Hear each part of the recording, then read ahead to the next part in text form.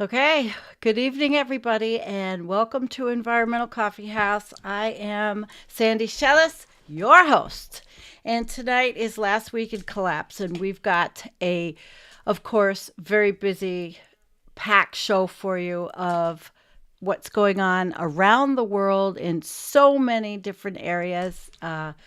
I'll just do a quick hello to Chris and BB, Looney Tunes, Obsolete Optics. Hello, Make America Green Again, and David and Kim. Thank you for moderating. And same thing, Obsolete, everybody. So as people join, I let me just make sure. Okay, so everything is ready, and I'm ready to go. There's a lot. I showed you in the opening video that really wasn't even in the show, but that's just Dubai, flooding in Dubai. So there's a lot going on. I've got videos for you tonight. We're going to go around the world. And the world is really it's something else, I'll tell you. The world is it's insane what's happening. So we're going to start and we will bring up the beginning. All right. So here we go. Last week in collapse. You ready? Strap in. It's a long one tonight. It's pretty long. So we're going to start with deep breath. Here we go. All right. The European Court of Human Rights delivered a landmark ruling claiming that Switzerland was in breach of its obligations to protect its citizens from heat waves and from failing to meet climate targets. Also, that Switzerland had not drafted a national carbon budget. You can read the ECHR press release there, right here. There's a link, and it'll be in the show notes if you're interested. Now, here's something I find is quite interesting. For the first time ever, NASA is releasing its data to the public collected from plankton, aerosol, cloud, ocean ecosystem from the PACE satellite. And this empowers scientists, journalists, and the curious public to look at images and data regarding environmental pollution and air quality. The move expands access to earth sciences, particularly the study of aerosols. Access some of the most breathtaking ocean cloud images here, and we're going to start out the show tonight not all negative and crazy at the moment. We're going to look at some of the pictures, some of the graphics. They are amazing. And I actually chose to start with Lake Erie because I did a show on it. And if you remember, Lake Erie did not freeze. The Great Lakes didn't freeze. Lake Erie did not freeze. This is a satellite image of shallow Lake Erie on April 13th, so just a couple of days ago. Shows the intricate patterns of phytoplankton, colored, dissolved organic matter, suspended sediment, and watercraft trailing wakes show up as tiny little bright specks. So I guess if there's any boats out there, easy to see why satellite view could be more revealing than from a boat. So there's Lake Erie, and that's the Canadian side, and there is the United States side. Pretty cool, isn't it? It really is. I thought these pictures were quite cool.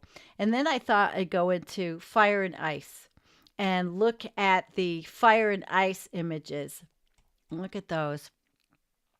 That is the ice is melting in the Hudson Bay in Canada, while we can see the wildfires blazing in the boreal forest, which they still are. During June 2023, 16 what is it? Kilometers squared or hectares, an area larger, well, 1,000, larger than the state of Connecticut burned in Quebec alone. The fires were in vast majority ignited by lightning and have caused tens of thousands of evacuations. The impressive smoke plume coming from these fires has been impacting the air quality over the east coast of North America. Yes, I understood that. And extinguishing such massive fires in some extremely remote areas is just out of reach of local authorities, even with the help received from multiple countries. Wildfires in the boreal forest are becoming more frequent and intense because of climate change, and they release carbon from the trees into the atmosphere, which in turn contributes to the problem. So this was June 28th, 2023, right around when I was gardening. And look at, you can see fire and ice. It's amazing. Look at that. Wildfires in the boreal forest. Mm, my gosh. I think I'm a little crooked tonight, huh? Let's see. Am I crooked tonight? Yeah. Okay, I fixed the crooked. I can think of a lot worse things than being crooked. And let's go to Lake Pontchartrain, which is Louisiana. If Looney Tunes is with us, Looney Tunes, I picked this for you. Lake Pontchartrain, and you can see all of the areas around it, and perched among Lake Pontchartrain and the many other estuaries all around. New Orleans has enviable access to water. However, significant portions of the city are below sea level, making it prone to flooding. This was from 2022. Now, it covers an area of 630 square miles. That's the brackish. It's a brackish estuary, and has an average depth of 12 to 14 feet. And it's nice. I've been over that Lake Pontchartrain bridge. It is pretty cool down there. But if you saw, I had shared, I think I shared it on X, an Al Jazeera series on the earth problems that are happening, and it started out showing Louisiana and how Louisiana is changing. Yes, Looney Tunes says that you've always been below sea level, right? But things are getting worse. And if you watch that series, and I'll put the link in these show notes, even though I'm not showing it. Okay. And we should move on. I don't know what you guys, I thought then we'd look at New Zealand.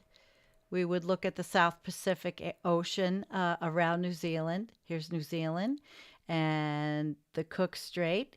And in this is phytoplankton blooms are evident throughout the South Pacific, with sediment resuspended from the ocean floor by waves and tides along much of New Zealand coastline. In the middle of the scene is the Cook Strait with its strong tidal flows and turbulent waters stirring up nutrients from the ocean depths. This promotes high levels of phytoplankton productivity in the region. As the base of the marine food web, phytoplankton biomass support the presence of huge assortment of marine animals around the area, such as southern right whales, blue whales, sea whales, sperm whales, giant squid, fur seals, albacore tuna, broadbill swordfish, marlin, blue-nosed mako, and white sharks. These are just spectacular. These are really spectacular from the satellite. Let's go for one more. Let's look at, there's a lot of them, see? You will like this. I think if you do check this out from the link, you'll enjoy this, most of you. Let's look at the Barents Sea. One of our favorites, Jennifer and I. How often do we talk about the Barents Sea? Very often. Look at this. It's pretty cool. While a storm spins over northwestern Russia, skies are clear over the Barents Sea, where vast numbers of phytoplankton color the water with various shades of green and turquoise. A significant portion of the phytoplankton are probably the cautholiphores. These protists make and shed tiny calcite plates and are very good at reflecting solar photons back to space, where orbiting radiometers can intercept them. 2021. Pretty cool. Yeah. So I think we'll go back, but just so you know, there's such a plethora of material in this particular plankton aerosol cloud ocean system, PACE system, and they show, you can see chlorophyll, you can see clouds, coastal waters, shallow and bottom, human impacts. So here's the human impacts. sediment runoff, wildfire smoke, fire and ice shallow. Again, some of them I showed you in the Pacific Northwest, and then you can see the Bikini Atoll under threat. So we'll move on. But that was cool. So if you want to look at that, it's very interesting. So now we're going to move on to soil inorganic carbon, SIC. Mostly overlooked source of carbon when compared to organic soil carbon. However, a study in Science suggests that the quantity of SIC is huge, and desertification and runoff is sending it into rivers and oceans. The impact on the hydrosphere and atmospheric carbon concentrations, it has been underestimated. And I have a little video on desertification that I'm going to start with. And just give me a second and we'll set that up and we'll watch. Okay, hang on.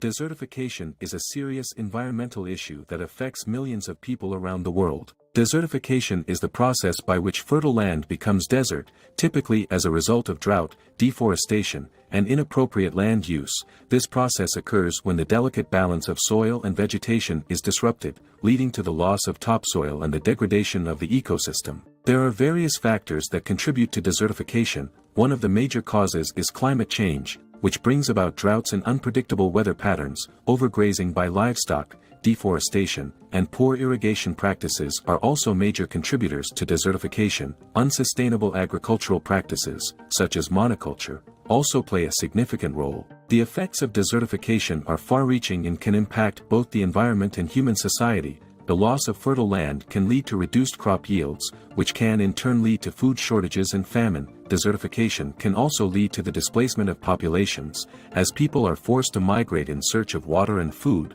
Furthermore, desertification can have a negative impact on biodiversity and increase the risk of natural disasters like dust storms. There are several solutions that can help prevent and mitigate the effects of desertification. These include sustainable land use practices, such as conservation agriculture and agroforestry. Reforestation and afforestation projects can help to restore degraded land and prevent further desertification. Better water management practices, including rainwater harvesting, can also help to conserve water and prevent drought. Finally, education and awareness-raising campaigns can help to promote sustainable land use practices and reduce the impact of desertification. Desertification is a complex issue that requires a multifaceted approach to address. By understanding the causes and effects of desertification,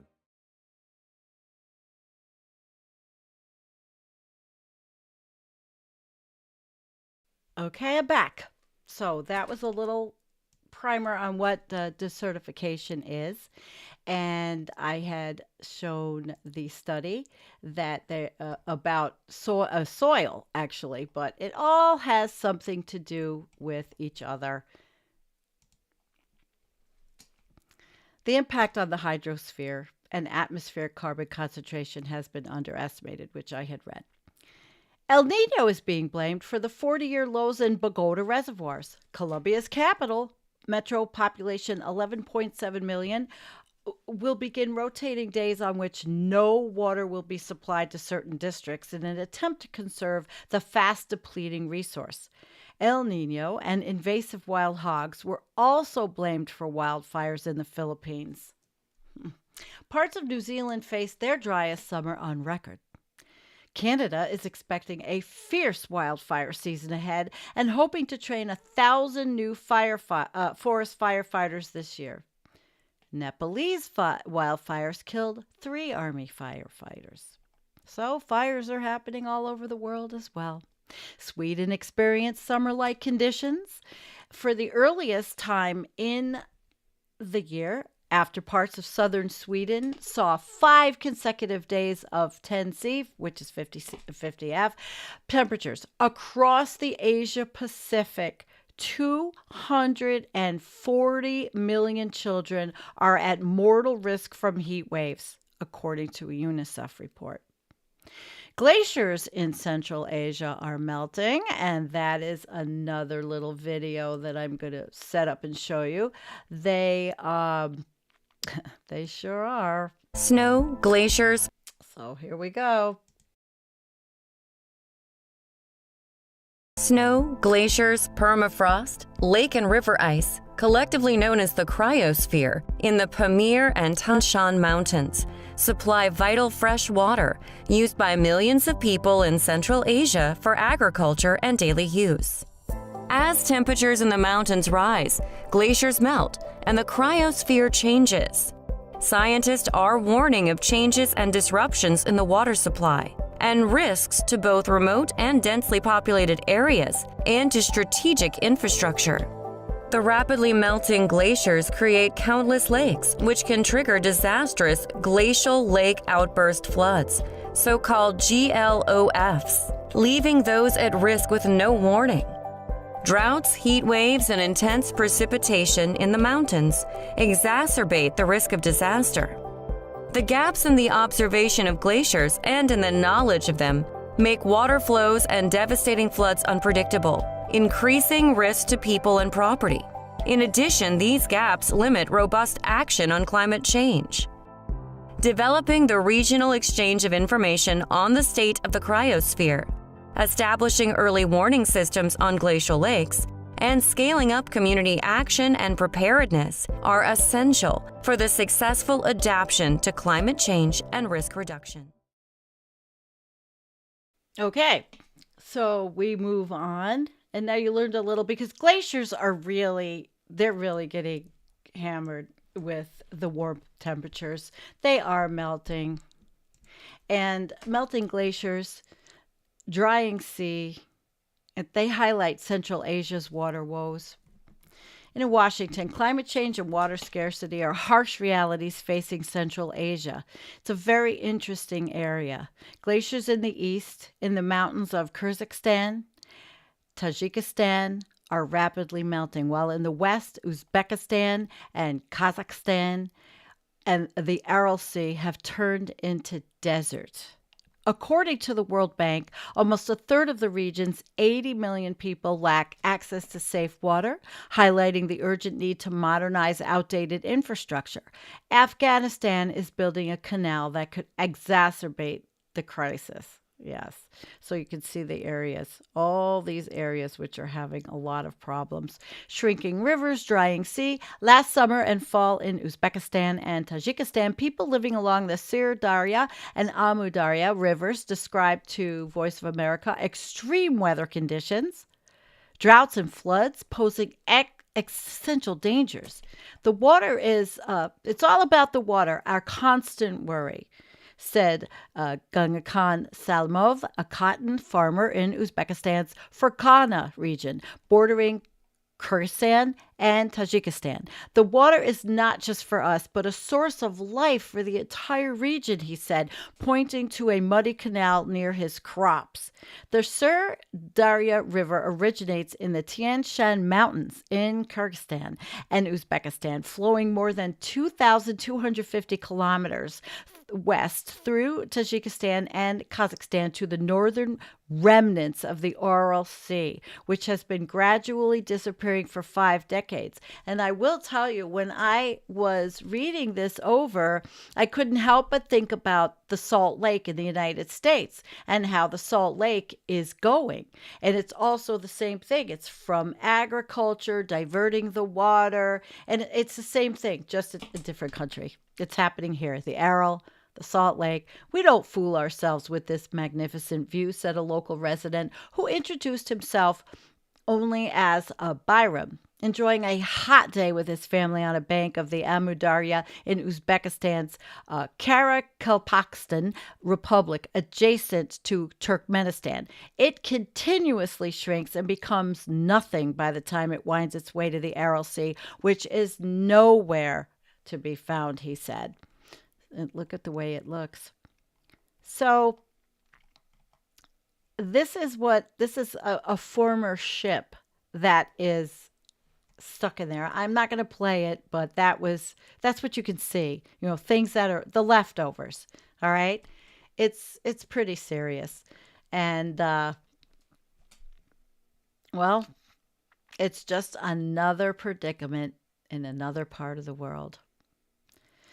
Morocco's second largest reservoir is drying up and taking down the agricultural industry, which accounts for 90% of the nation's fresh water use with it. So as you see here, these are the different colors of the water, the total column water anomaly and percentage of normal, which is not. Nothing's normal. Despite the talk of wildfires and droughts, March 2024 was supposedly, on average, the wettest March on record for the planet. Flooding in Hubei, China killed at least 8.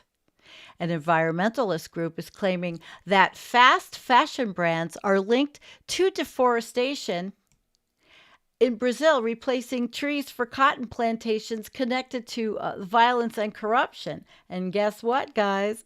I have another video for you on this. Hang on. Fast fashion giants H&M and Zara have used cotton from farms linked to massive deforestation, land grabbing, corruption, and violence in Brazil, a report by the environmental group Earthsight said Thursday. Based on satellite images, court rulings, shipment records, and an undercover investigation, the report, titled Fashion Crimes, found the company sourced tainted cotton farmed in the fragile Cerrado savanna by two of Brazil's biggest agribusiness firms, SLC Agrícola and the Horita Group. Despite abuses linked to its production, the cotton had been labeled as ethical by leading certification scheme Better Cotton, exposing deep flaws in the oversight program, said the British environmental group. The Cerrado, the most biodiverse savanna on Earth, has been disappearing at an accelerating rate as Brazil's massive agribusiness industry has increasingly turned to the region in recent decades.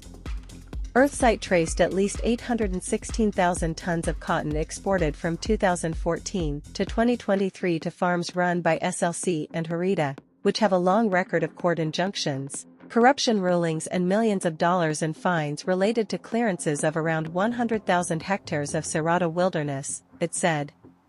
The cotton in question was farmed in the northeastern state of Bahia and shipped to 8 Asian clothing manufacturers whose clients include Sweden-based H&M and Spain-based Zara, the report said. Brazil, the world's top exporter of beef and soybeans, has also emerged as a major cotton producer in recent years, now second only to the United States.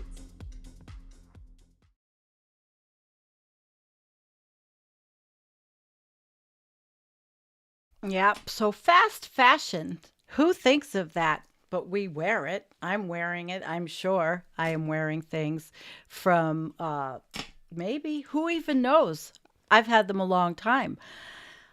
But it is interesting. There's things that we don't think about, but it's destroying Brazil. Deforestation. So record April heat in southern Mexico, 42 C, 108 Fahrenheit. And Phuket, Thailand saw its hottest day and night, peaking at 39.4 or 103 F.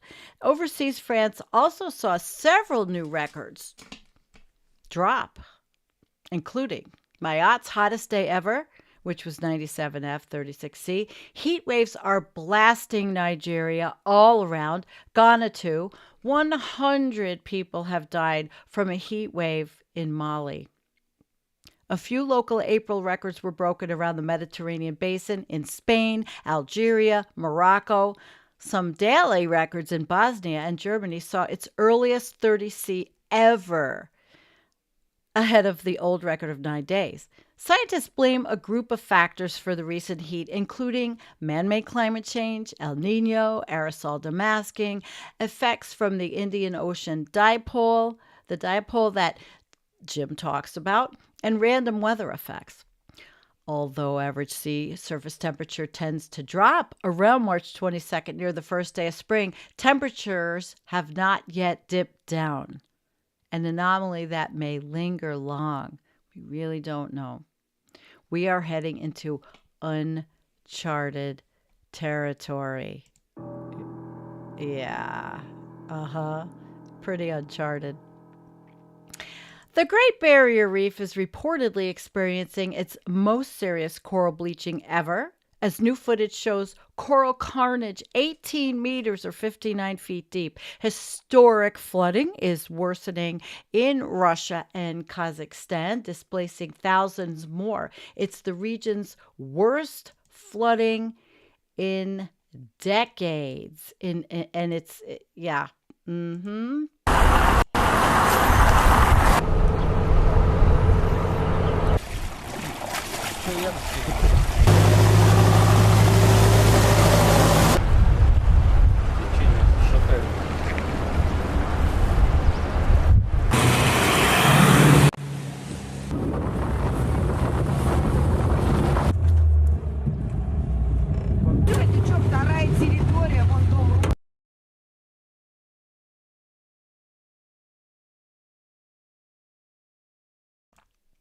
Yep, look at that flooding all over.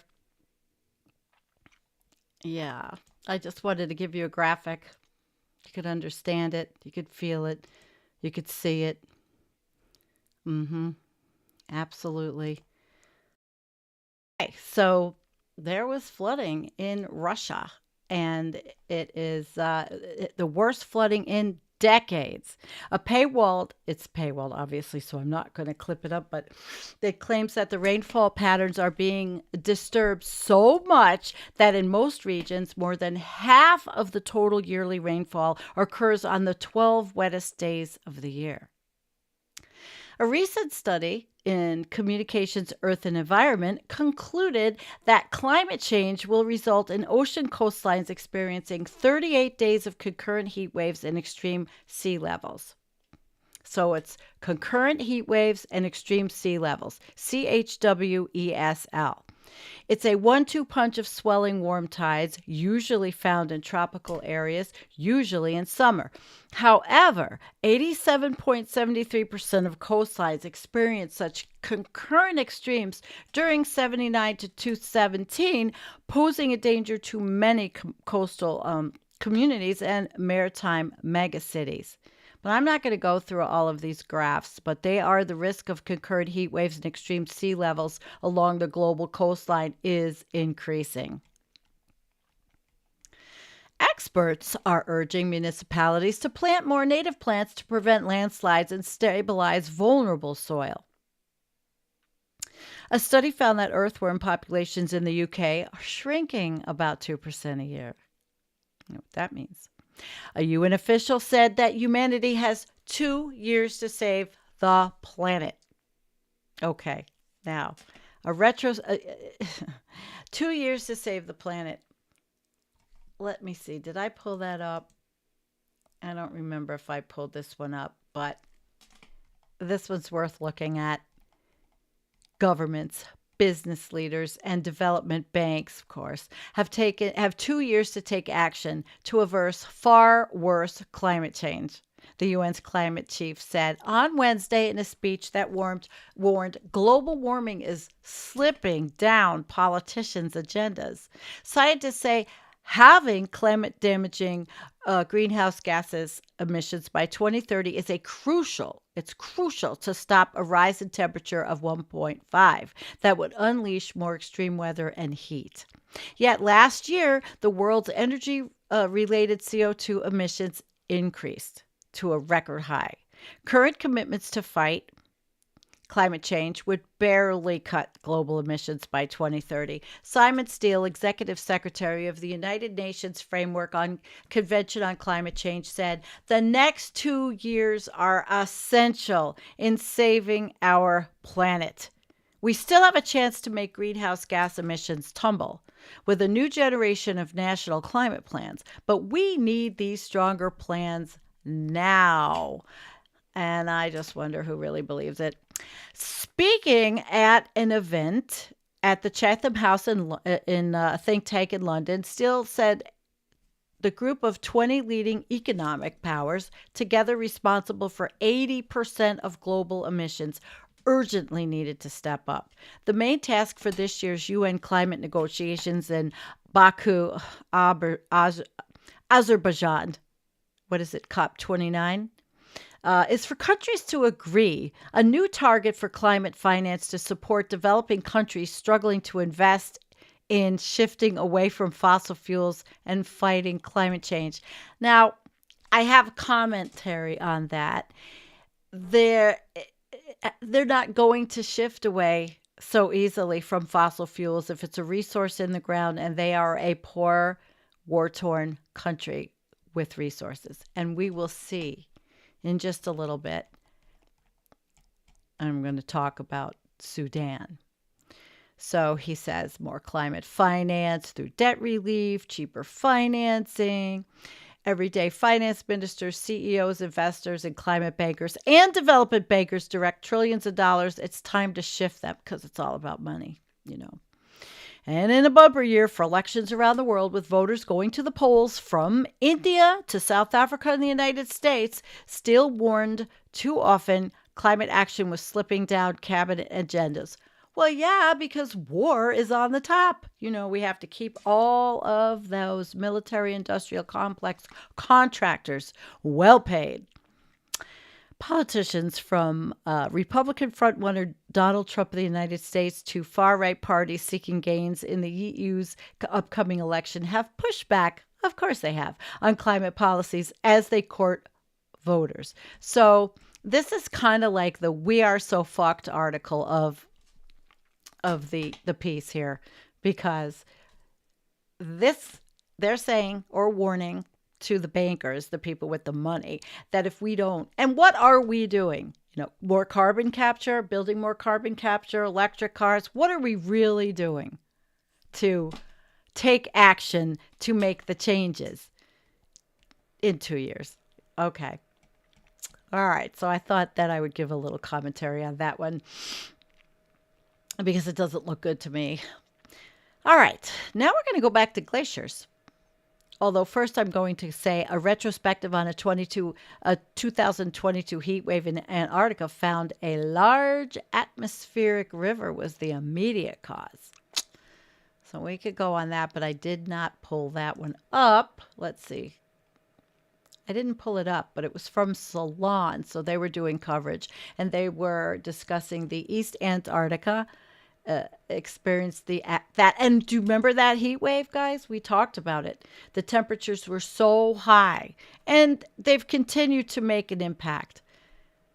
The Doomsday Glacier began to lose large amounts of ice in the 40s, and it's still melting today, and it's probably getting worse because it's getting warmer. So, you know, that's happening right now. The grounding line of a glacier is the outermost point or points where a glacier sits on solid ground.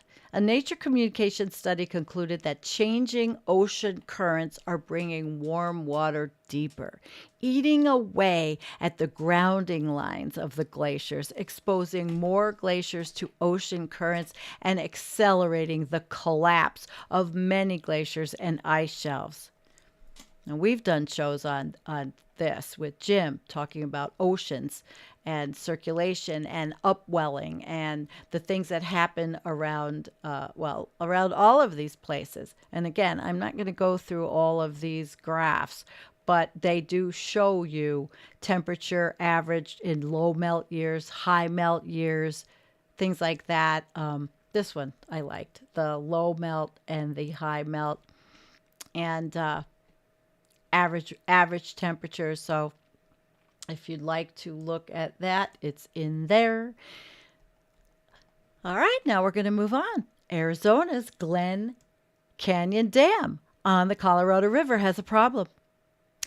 Its water level is dropping, and its backup pipes, which conduct water through the dam, are not functioning. Well, this can pose a problem if water levels, they drop too low. You can read the full 14-page March memo from the United States Department of Interior if you're interested. The president of the environmental nonprofit Utah Rivers Council claims the archaic plumbing inside Utah's Glen Canyon Dam is the most urgent water problem facing 40 million people of the Colorado River Basin, along with the Salt Lake, along with the other problems. So, Utah's got some problems. Since 1990, Homo sapiens have transferred 250,000 acres of estuaries into farmland and or urban development. So says a study in Earth's future, and I like the way he put that, Earth's dismal future. A man after my own heart. 90% of these developments occurred in developing middle-income countries. An analysis of 122 glaciers in the Kashmir Basin determined that from 1980 until 2020, the total glacier mass had shrunk from about 26 to 16 kilometers squared, roughly 39%. A Royal Society study forecasting the 500-year-long view of forecasts concluded that boreal forests will decline the most from rising greenhouse gas emissions. I looked at it. It sounds like, oh my gosh, 500 years. But you figure, even with what's happening, the Earth, what will it look like 500 years? They're projecting we won't be here. I seriously doubt it. And let's go on to bird flu. It reached New York City. A chicken, some geese, a hawk, and a falcon, perhaps a number of pigeons or carriers as well. The H5N1, it's also been detected in North Carolina cattle, and 2 weeks ago, a human in Texas. Experts worry that pandemic fatigue may leave us unwilling to monitor this virus closely enough to prevent an even worse health disaster. Spillover risk is low, the scientists say, but there is a risk that certain mammals may provide the genetic material needed for a catastrophic jump of human-to-human transition. So if you're out there, you see a dead bird, don't go. Don't pick it up. Don't touch it. I mean, there's some serious shit going on with this, but I don't want to get into that one tonight either. The price of gold has reached a record high, $2,364 an ounce. Vandals in Peru, reportedly illegal gold miners, took down 2 electrical towers using dynamite, towers which supplied energy to a government-improved gold extraction operation. Wow. Gold is really crazy. $2,364 an ounce. So if you're selling jewelry, I guess now is the time to do it. Iraq, where the annual deficit totals some $61 billion, would face a sudden economic collapse if the price of oil sinks. And here we are, oil. If it continues to rise, a barrel is around $90 now. The American economy, God help us, it will be hit hard. In Ghana, energy debt is rising and officials are preparing possible schedules for load shedding. South Africa continues to suffer from daily load shedding and is trying to invest more in generators and renewable energy, and that is power. South Africa needs to boost their investment in generators to combat blackouts because they don't have enough power, and that's what load boosting is. They need to invest in, they're saying, to tackle, it's an energy emergency. And that's a clusterfuck, isn't it? Yeah, it's an energy emergency. Air pollution. Now, this one we're going to go into a little bit. Is being linked to mental and neurological problems more and more. So I want to look at this. Because I'm very interested. I think you guys should be also really interested in this. Nature is heavy, how the climate change affects the brain. Evidence is mounting that mental health and natural environment are closely linked. You think so? All right.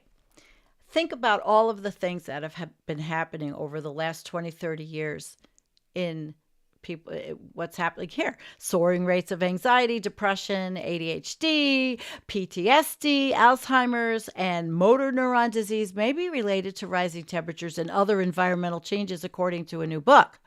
The climate crisis has spurred visceral and tangible transformations in our very brains, wrote Clayton Page Aldern, author of The Weight of Nature in The Guardian. As the planet undergoes dramatic environmental shifts, so too does our neurological landscape. So throw some PFAS in that. Nature is heavy. Fossil fuel-induced changes are affecting our brains, influencing everything from memory and executive function to language, the formation of identity, and even the structure of the brain, wrote Aldern. The weight of nature is heavy and it presses inward. So, for example, blue-green algae, which is blooming more often due to climate change, releases a potent neurotoxin that offers one of the most compelling causal explanation for the incidence of motor neuron disease, according to Bertrand Ix, a neuroscientist at the Bazucki Group, a mental health philanthropy organization. So you're seeing that there's here boys had 60-fold and 20-fold increased risks of ADHD, conduct disorder, respectively, while girls experience a 20-fold increase in anxiety and a 30-fold increase in depression compared with girls who were not exposed. So these are actually, this is the study was studying children and women who were pregnant during Superstorm Sandy, that they had an inordinately high risk of psychiatric conditions because of prenatal stress. But then the findings are pretty heavy duty in this information. Prenatal exposure to a natural disaster. So I won't go into this, but it's quite, well, it is interesting information because we have been thinking about this a lot, haven't we? Been thinking about this a lot. What could be causing so much of the craziness going on in people? You know, all these different things that may be exacerbating from all these different environmental incidences and toxins. So environmental changes due to climate change could lead to alterations in brain development and function, concluded a report by the University of Vienna. The researchers were particularly concerned about the effects of extreme weather events and pollution on cognitive abilities and mental health. There is also emerging evidence of associations between poor air quality, both indoors and outdoors, and poor mental health more generally, as well as specific mental disorders, said a study in the British Journal of Psychiatry. It concluded that pollution causes increased cases of depression, anxiety, and psychosis. So in its infancy, recognizing the connection is not entirely new. Since the 40s, scientists have known from mouse studies that changing environmental factors can profoundly change the development and plasticity of the brain, said Neuroscience News. And many of the connections between climate and mental health feel intuitive, said Aldern. So bottom line is, we've got some problems. We've really got some problems with all of the pollution. It's affecting development. It's probably affecting just as much every other sentient being as it is humans. Most of these are so human-centric. Excuse me. But animals are affected as well, I think. All right, let's move on. The Seine River, scheduled to host Olympic swimmers this summer, has unsafe levels of E. coli and other bacteria, according to 13 of 14 tests conducted. In Denmark, where a massive deoxygenation event killed most life in a beloved fjord, 1,000 people gathered to host a funeral for that fjord. Nitrogen pollution, it's gone. I read this one too, but it was the worst deoxygenation in 25 years. And I wanted to go to one particular, where was it? Okay, 30 years ago, you could easily catch fish. Now there's nothing left. The seafloor is totally polluted, devoid of life, said Vigil, a local. Seagrasses, mussels, eels, they're all gone, with only one fish detected in 70 hours by an underwater surveillance camera installed by the council. It's the death of a fjord. I don't know if I have any music for death of a fjord. Sad. All right, a major Chinese property developer, Shimeo, already in default for some loans since 2022, is now in default over another $202 million debt to a state-owned construction bank. Saudi Arabia's hubristic city of the future, so-called The Line, is being scaled back significantly over financing difficulties. And they're not sucking enough oil from South Sudan, I guess, in the fight there. The cost of managing refugees in the UK is wreaking havoc on government finances, according to one official. The EU passed a large migration and asylum deal, sparking fears that migrants and refugees might be forcibly relocated into member states who oppose their arrival particularly strongly, which means that all the countries surrounding UK, everywhere. I think I had a graphic on this. I'm just not sure if it's the one. I'm not sure this is the one I want. No, that's not Eastern Europe. That's for a minute. But nobody wants anyone from another country if you don't look like them. Poland, especially Poland, they don't. And of course, the United States. I mean, we know what's going on here.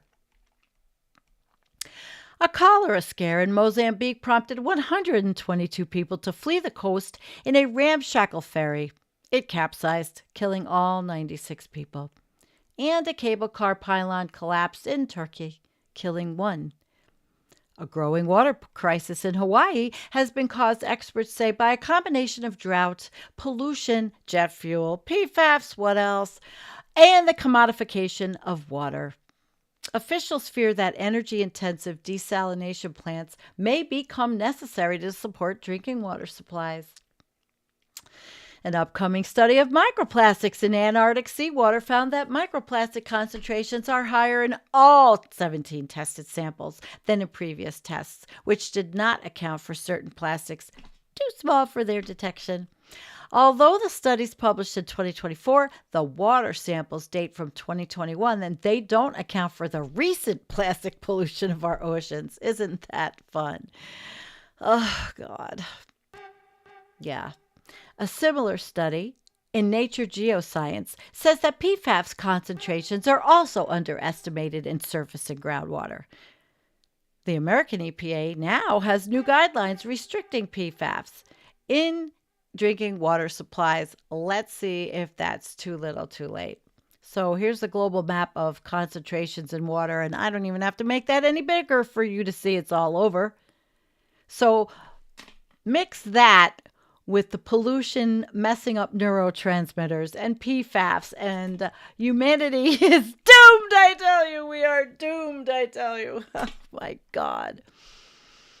An environmental and sciences technology study into plastics GHG emissions across 5 sectors, packaging, building and construction, automotive, textiles, and consumer durables, found that plastics actually produce fewer emissions than their common recyclable alternatives, usually metals, paper products, and glass. Well, the only solution is to cut our consumption together, which is a hard sell to a hungry, and I'll just say greedy, over-consuming, propagandized, and lied to population. That's my editorial. And these are just telling you the production, transport, where it goes, use, landfill, recycling. And the Royal Society study into the growth of cities compared their mostly organic growth with the development of cancer, with transportation networks mirroring vascular channels and other population expansion dynamics paralleling biological systems. Drought in the Pyrenees has lasted for 3 years and counting. Flash flooding in Kenya killed 13 and left 15,000 plus displaced. Oh, and the Canadian dollar hit a 5-month low amid its fastest monthly decline in almost a year. Although macro figures indicate the Canadian economy isn't as bad as people claim, individual polls do say otherwise, with about 2/3 of the population feeling their purchasing power declining. Now we're moving to COVID. A blood analysis study suggests that about 21% of COVID survivors develop long COVID. That tracks with a batch of Mississippi data, which says 20% of adults have long COVID. Yet another study from The Lancet confirms that, yes, long COVID can linger in your body for years. UK farmers are warning of declining agriculture productivity ahead, mostly as a result of recent flooding, some of which is too far from the rivers to be compensated by government bailouts. A 23-page report on African food security and production paints a mixed picture, with hunger particularly bad in West and Central Africa, but relatively manageable farther south, of course. Think about it. A hailstorm blasted 36,000 hectares of crops in India. I don't know. Did I have that one pulled up? No. Nope. I don't have that one pulled up. But it was interesting that happened. It's not interesting. It's tragic. Dengue fever in Peru. Yes, and they don't have enough insecticide spray, personal body spray. We don't call it insecticide, but that's really what it is down there. 160-year-old total abortion ban in Arizona passed long before Arizona was a state, 1912, and before women could vote in 1920. It was defended by the state's Supreme Court of Fascists in Arizona and is set to go into effect in less than a fortnight. So if you live in Arizona, don't get knocked up if you don't want to. Israel is pivoting to the north in its growing focus for a war against Hezbollah, the Iran-backed militia, which is scaling up cyber attacks against Israel. Israel's Sea Dome, a naval-based version of its Iron Dome missile defense system, went operational for the first time ever. The IDF is finalizing its preparations for their offensive into Rafah, where reports of dangerous levels of pollution and trash are piling up. IDF efforts have now damaged Hamas's ability to fight and govern and slain many innocent Palestinians, but Israel is far from winning the peace. Now, some American officials expect the assault into Rafah to begin early next week, and Iranian strikes may have expanded the war by striking Israel with 300+ drones, almost all of which were intercepted. Iran also seized a Portugal flag cargo ship connected to an Israeli billionaire. That was pretty interesting. The BBC had reported. Let me see if you can hear it. Oh, I have to register. I didn't do it. So anyway, these people, they got on the ship in the MSC Aries, was boarded by Iranian special forces about 50 miles off the coast of the United Arab Emirates, blah, blah, blah. La, la, la. Shit happens. More of it's going to. 3 Tanzanian soldiers were killed by a mortar attack in the DRC. Ecuador is becoming a more violent place as drug gangs are scaling up their armaments and fighting for territory and respect. Quebec citizens are reconsidering separation possibilities amid Canada's bottomless housing, immigration, and economic problems. Canada's military has also experienced what some have called a death spiral. A deadly stabber in Australia killed 6 and shocked the country. Researchers remain concerned about how bad actors may weaponize AI and deepfakes to undermine our information ecosystem. In Haiti, a transition council is being convened soon to establish new political authorities. They will be unlikely to manage the carnage unleashed upon the failed state. Now, the last evacuation flights of American citizens landed in Miami on Friday. The capital is suffering from chaotic seizes, random violence, and worsening supply shortages. And one of the things I read was all of those weapons in Haiti are being funneled through Florida, Texas, two other states that have absolutely no gun laws. They're being funneled to Haiti for the violence to continue. South Korea launched its second military satellite into orbit. China performed naval drills in the South China Sea as a response to a recent U.S., Japan, Australia, Philippines exercise in the region.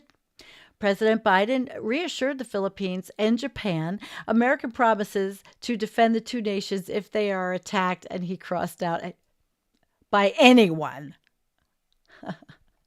Amid calls for more defense spending, European officials are concerned that their military-industrial complex is too reliant on Chinese cotton for their nitrocellulose, a flammable compound known as gun cotton.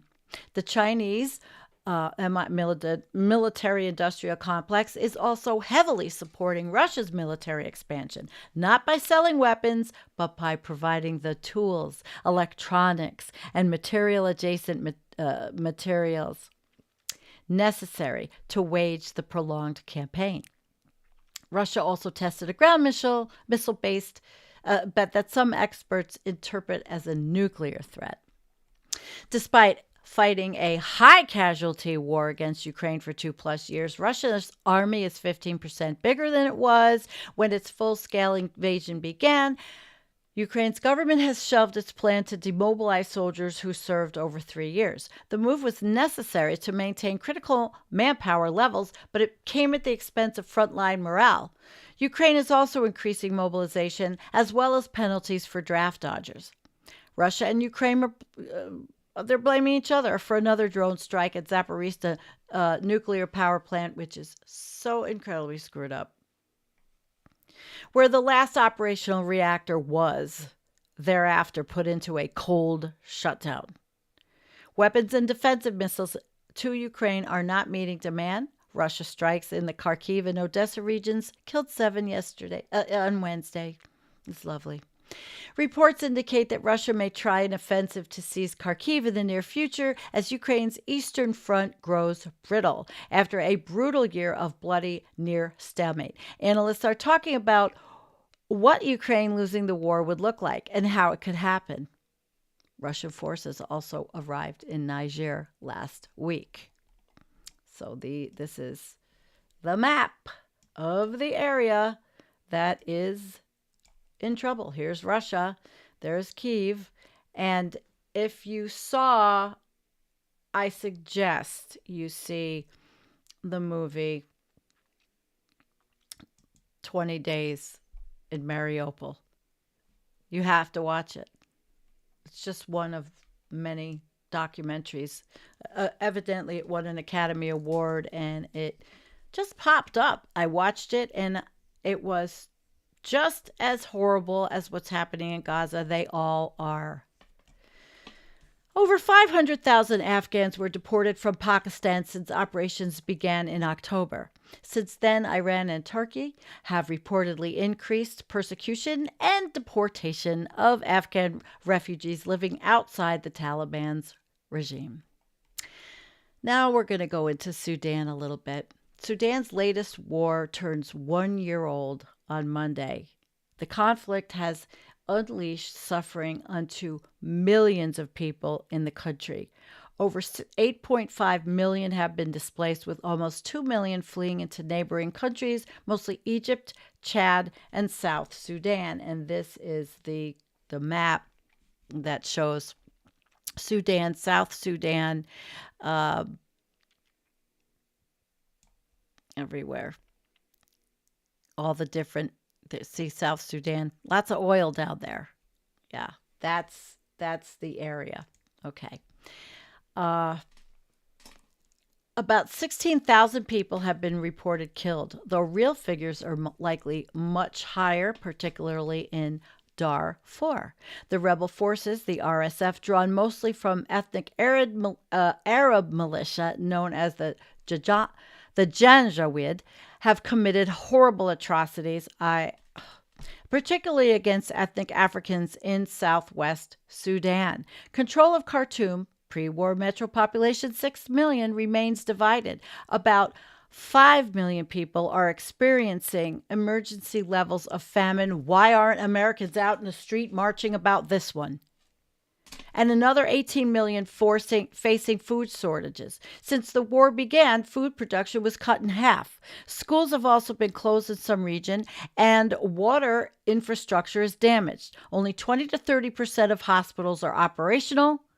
A ceasefire seems far away, and negotiating with so many levels of authorities and militia subgroups is difficult. The conflict also threatens to spill over into South Sudan and beyond. I have a video. We're going to talk about this a little bit. Sudan has been on my mind. They have been in conflict in the early 1900s. It was there, you can call it colonialism, you can call it religion, you can call it over oil. It's all of it. Yes, it is all of it. So I've got a couple of them, but I'm going to think. All right, hang on.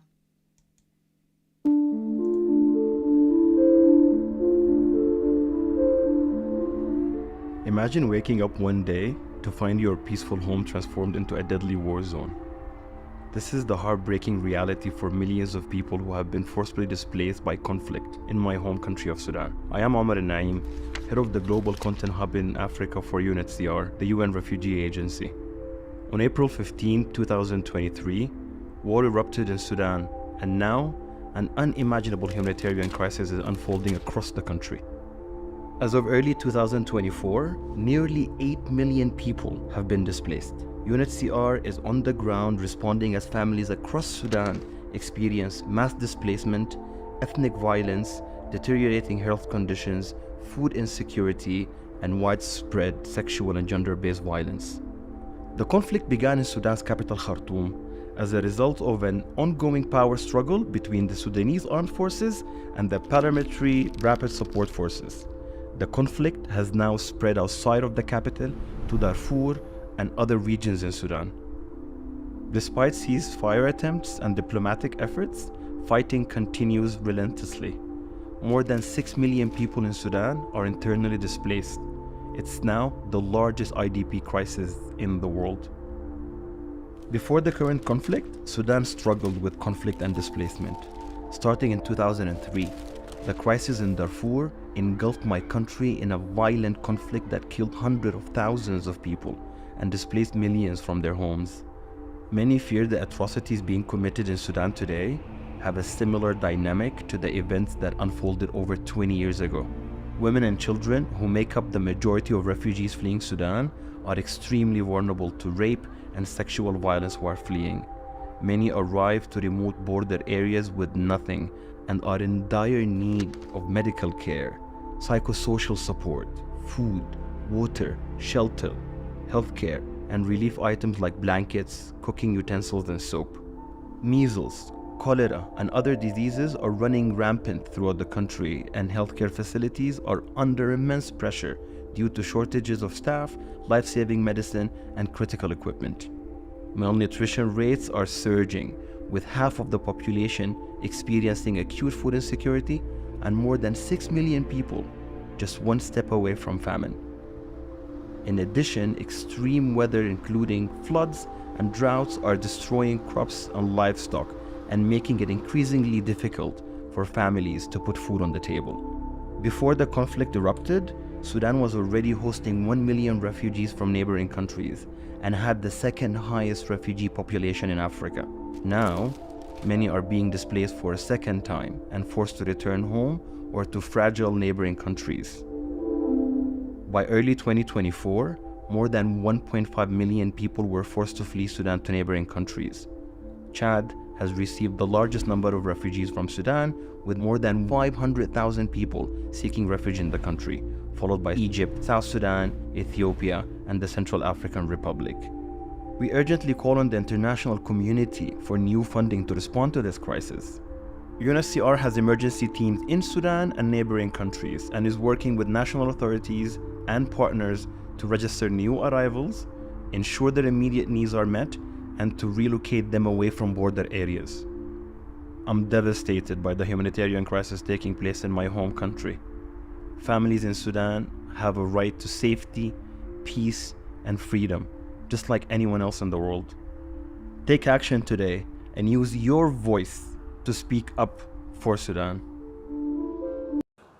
From day one of Sudan's war a year ago, fighting between the Sudanese armed forces and the paramilitary rapid support forces has ravaged Sudan's twin cities of Khartoum, its capital, and Omdurman, its largest. Millions have fled the metropolitan area because of the fighting.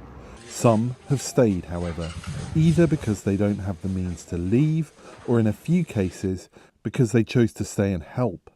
Momin Ahmed Abbas volunteers at one of Omdurman's last functional hospitals and refuses to flee the city.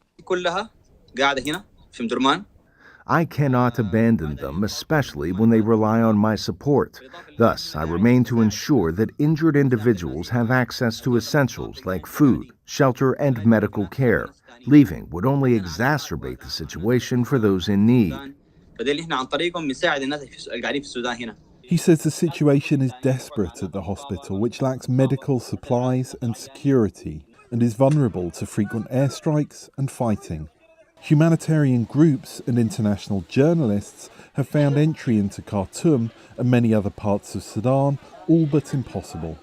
And as a result, the world's awareness of the country's troubles has diminished.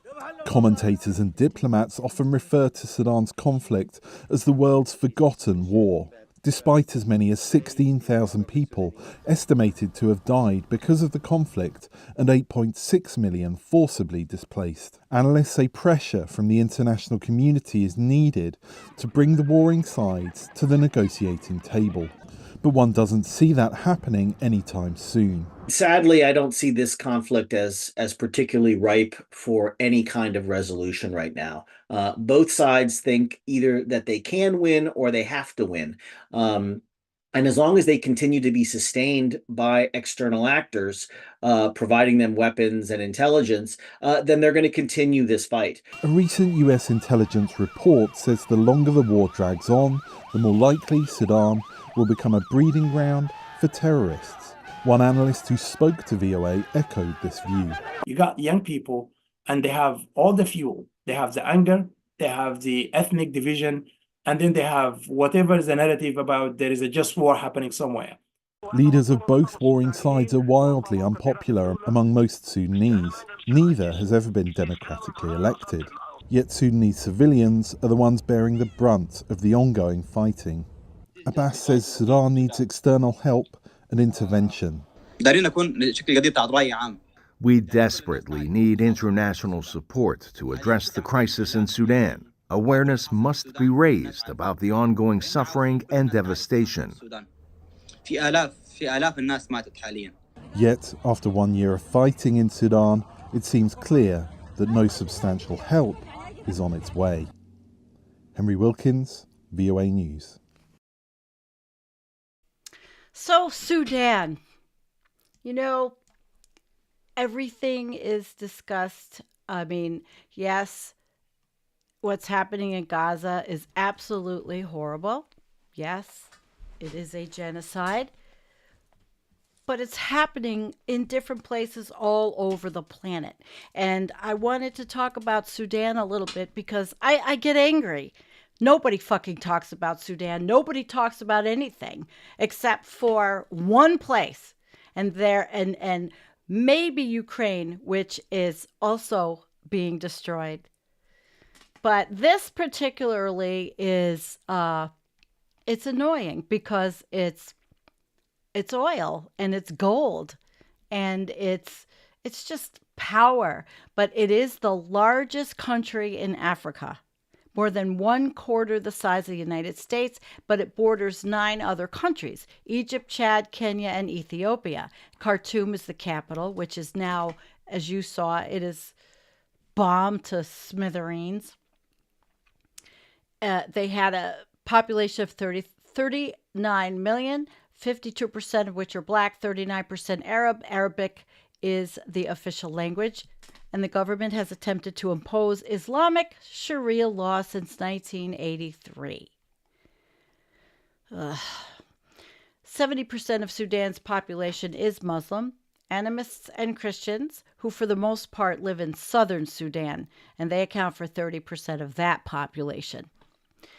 In Sudan, Arab is an ethnic and cultural term, typically referring to those who can trace their ancestry to the original inhabitants of the Arabian Peninsula and whose mother tongue is Arabic.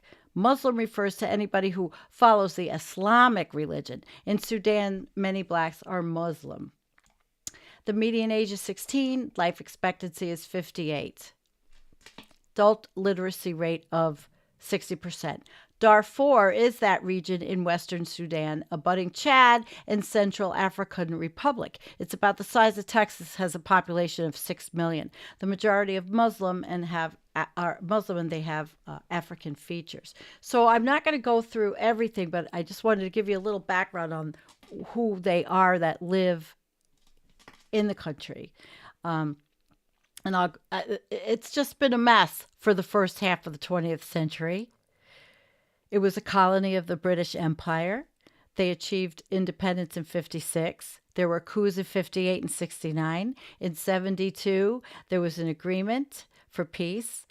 Civil war in 83, where the military regime tried to impose Sharia law as part of its overall policy to Islamicize all of Sudan. Poor them. Beginning in 1983, the Sudan People's Liberation Army led insurrections in the south, a region dominated by animists and Christians.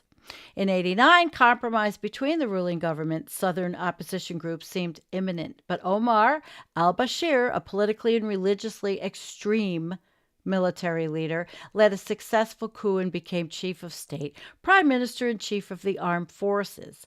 He was only elected once in 1996. Get a theme about these fascist, ultra-Orthodox religious people that take over countries and impose their will on everyone? That's the countries where there are no women's rights. Not really. Or they try to take them away. They've taken them away, if they ever had them.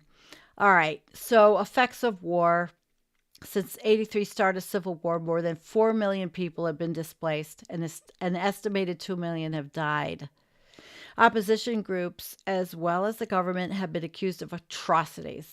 Since 2003, violence in Darfur, called ethnic cleansing by some and genocide by others, has left an estimated 50,000 to 80,000 dead and an estimated 1.2 to 2 million people displaced. Survivors face severe shortages of food and clean water. My friend was a nurse, and she volunteered in South Sudan back in the 90s. It was a tough place. It was a tough place to be. But these people, they wanted democracy.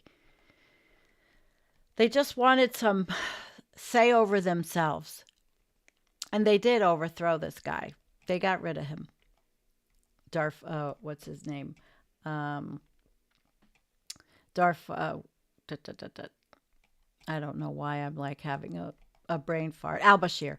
Okay, so economy and oil. Much of Sudan's land is made up of plains and deserts. It has large areas of arable land, significant gold deposits, and massive oil reserves, which is why everybody's fighting over it. Saudi Arabia is fighting with the Arab Emirates. There's one side supports one side, and the weapons get funneled through all these different countries. It's so pathetic, and the people suffer because of these power-hungry psychopaths. It is one of the poorest countries in the world. Annual per capita income in 2001 was $340. Is that why nobody gives a shit about Sudan? No one talks about Sudan. No one talks about the Sudanese people. And they say in videos I watch that they feel like nobody cares. Officials from the Sudanese Energy Ministry estimate the country has 3 billion barrels of oil reserves. Chevron, that name comes in. Foreign countries began oil exploration in the Red Sea in the 60s, and the most fruitful oil fields were found in southern Sudan by Chevron. And guess what? I found the environmental coffee house flush of the day, Chevron. Bye, Chevron. Yeah, there you go.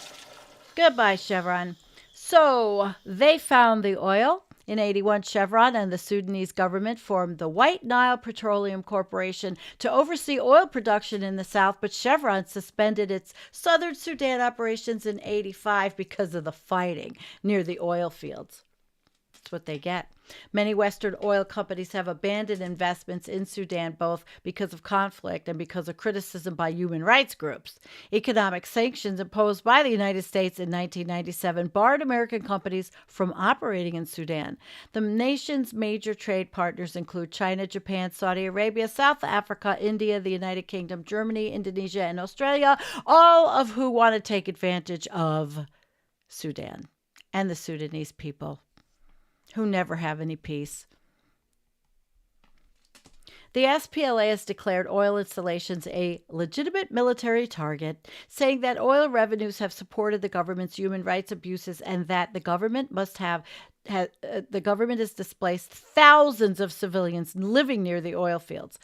Upon the 1999 completion of an oil pipeline that extends from the southern oil fields through Khartoum to the Red Sea, Sudan began exporting crude oil and immediately recorded its first trade surplus. Oh, gosh, no, they can't have that. Oh, somebody has to take from them. The same year, the government halted delivery of aid to people living near the oil fields.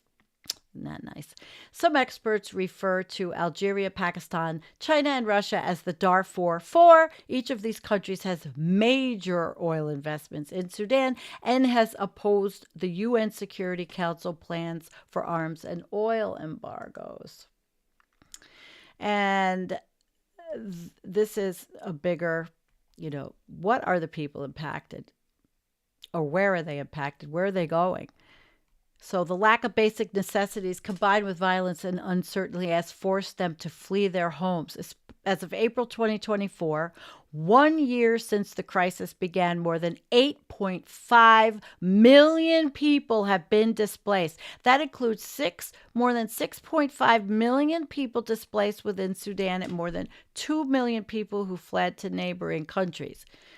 Chad has received the largest number of people, followed by Egypt, South Sudan, Ethiopia, and Central African Republic. In South Sudan, most of those arriving are returning nationals who had been living in Sudan as refugees. So without a resolution to the crisis, hundreds of thousands more people would be compelled to flee in search of refuge and basic assistance. So which groups are vulnerable?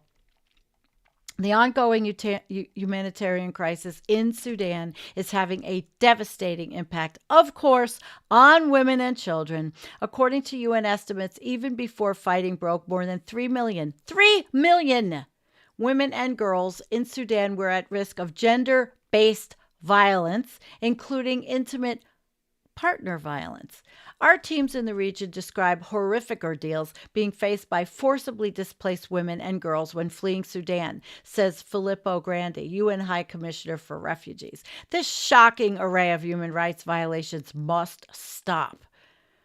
Help to support survivors and those at risk is urgent, but so far funding is falling extremely short because the world sucks. Attacks on healthcare facilities, equipment, and workers are further depriving women and girls of life-saving care, with pregnant women hardest hit, according to the World Health Organization and the UNFPA. Nearly 3/4 of health facilities are out of service, and diseases including cholera, measles, and malaria are spreading at a time when 2/3 of the population lack access to healthcare. And I am sure, because they are under strict rules and laws, that these women have no choice. They have no control over their bodies. It must be hell in Sudan. The conflict has also deprived 12 million children of an education since April, with the total number of children in Sudan who are out of school reaching 19 million. According to the World Health Organization, 1 in 7 face acute malnutrition. So what is the UNHCR doing? They're tirelessly working with authorities and partners and other UN agencies to provide support to newcomers. So they're asking for help. They need help. And that is one of the reasons why I wanted to talk about Sudan, because it's one of the worst. It has gone through a genocide. It is going through horrible civil war. Two factions, two who used to be friends, are now not friends, and they're fighting. But it's usually over territory, not territory. It's usually over, some kind of oil, and in this case also gold. It's a terrible thing, But it pisses me off because no one talks about it. I mean, and I'm not comparing wars, okay? You cannot compare wars. They're all atrocities. But, Americans seem to be kind of myopic. They only see or maybe they see what the media tells them. Maybe the media, what's in it for the media to cover Sudan? What do they have for us? Is there a personal experience with anybody with Sudan? Now we're going to move to Myanmar. Myanmar, heavy-handed attempt to expand mandatory 2-year conscription to all men and women of certain ages has backfired hugely. The intimidated and rebel-sympathetic middle, who have long sought to keep their heads down and survive the complex ethno-tribal civil war around them, are being forced to pick a side, and many are fleeing to the rebel cause, struggling against the losing ruling military junta. Some experts believe the momentum against the government may hasten their collapse faster than expected. But what happens afterwards? So Myanmar, nobody really talks about Myanmar and the people there. Nope. So that's basically it. We are an hour and a half. He also goes in, he talks about these different things that happen on his different subreddit threads, but I'm not going to go into those. I just wanted to do a little chit-chatting with the chat about what you saw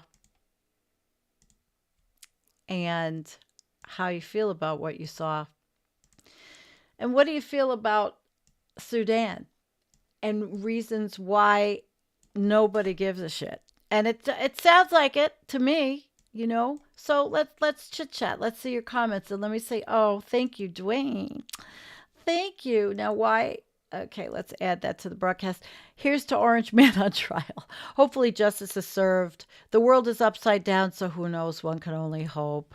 Yeah, I guess one can only hope. Hopium. I don't have my hopium put up. Thank you. All right, guys. So tell me what you're talking about out there. I really want to know what you think about Sudan. No, of course not. That's the problem. But people would get just as angry. I mean, there are so many injustices going on everywhere. But you see, I think part of this is because it's the squabble between the United Arab Emirates and the Saudis. And when Trump was in office, they were right up the Saudis' rear end. So let's see what you guys say. Let's see. Well, thanks for speaking and giving a damn. I do. And I've been talking about it for a while. I know where all the genocides are happening and where all the deaths are happening. It's not just Gaza. Ukraine is a mess. And the United States just wants to, yeah, there you go. She said it. She said it. If they were blonde, blue-eyed Christians, they'd be in the news. But yet that's not quite true. Because Gazans aren't, All right, guys, what else? The reason why people don't care about Sudan is because none of us in the chat are in that position. Yes. And when we talk about collapse, and then you look at countries like Sudan who live in collapse, who are born into collapse, And then what they had in their city of Khartoum is taken away, is collapsed. How are these people even supposed to think about a changing climate when they're just trying to eat and not be killed? Absolutely. Mm-hmm. Yeah, listen to BBC. I find Al Jazeera isn't bad. We care, but what can we do? Well, I don't know. What can we do? Perhaps that's a topic for another show. What we can do. What can we do about anywhere? Gary, I've been listening to in a meeting until now. I want to comment that Africa is torn apart by climate change and warlords. Yes, funded by Europeans, USA, Russia, Wagner Group, China, and others.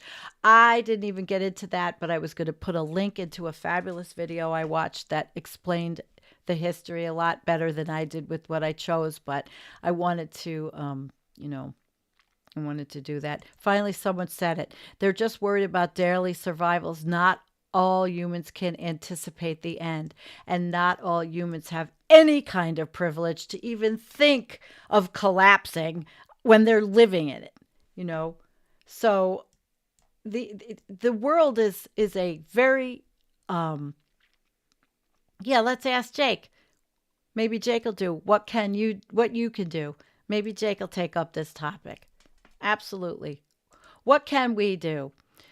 We can study nonviolent resistance movements through history. But how do you help those people? How do you help these people that are in these, I'm sorry, but these religious, extremist, repressive environments?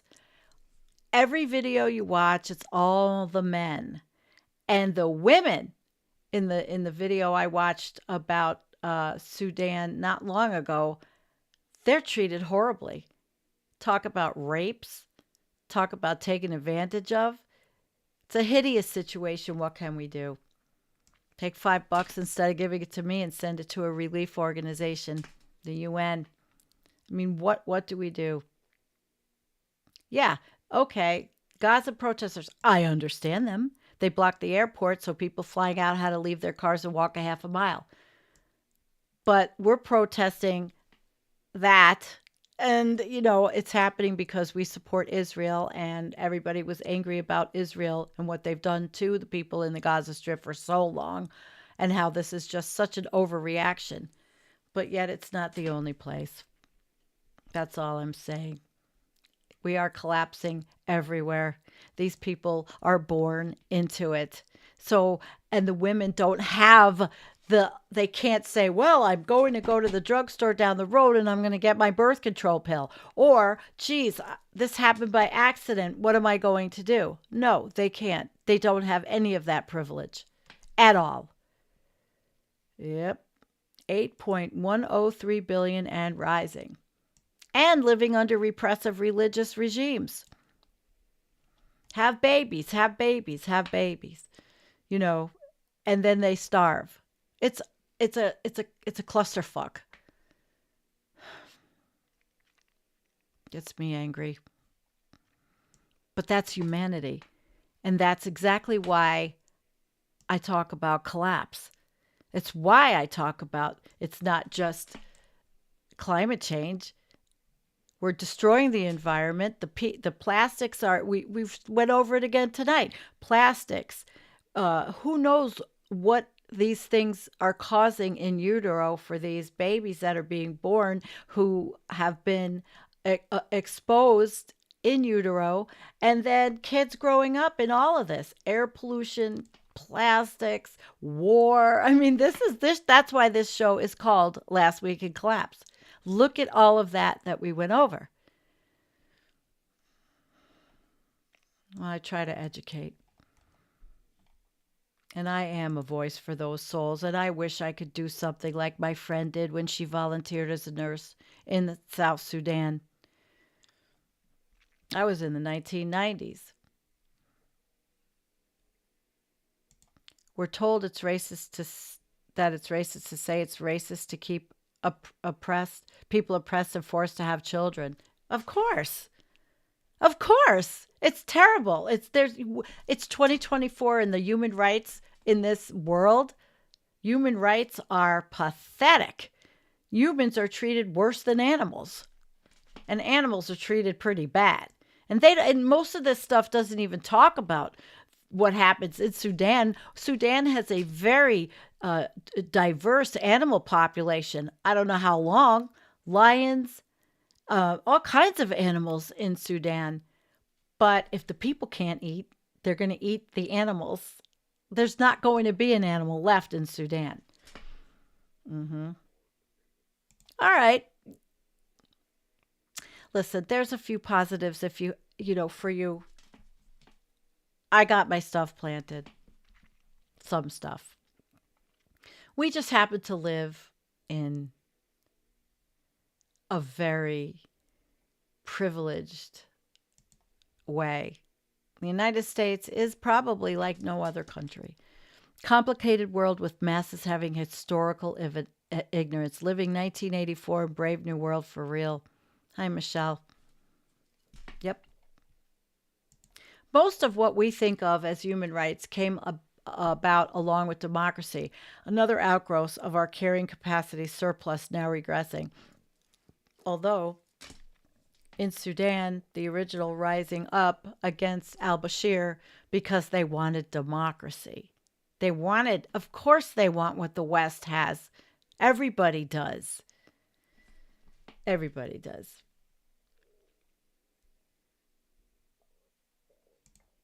I hate it that my country is not the good guy in all this. We're supposed to be the heroes. Well, we did call out the genocide there. If that's any consolation. By the end of the year, all single-use plastics will be completely banned. We've been doing it in phases. In Costa Rica, that's great. That's great. Yep. All right. Well, it's been a long show. It's been so strange that situation happened with YouTube. All right. I'm going to tell you about Friday. I'm not sure yet. I'm going to Toronto for the weekend to see a friend who's in from California, who's from Toronto, and she's cleaning out her mom's house. So I'm not sure yet who's with me on Friday. Stay tuned. I'll let you know. I didn't plan anything. Thanks for everything. You guys rock it. I had a wonderful birthday, members only video. If you're a member of our channel, you can go see the video. Join the channel. I'm not putting ads on. Super chats are cool. Thank you, Dwayne. Hey, have a wonderful day. I really, really, really, really love you guys. And I'm going to give you a 4-minute outro because, well, I feel like it. I just feel like it.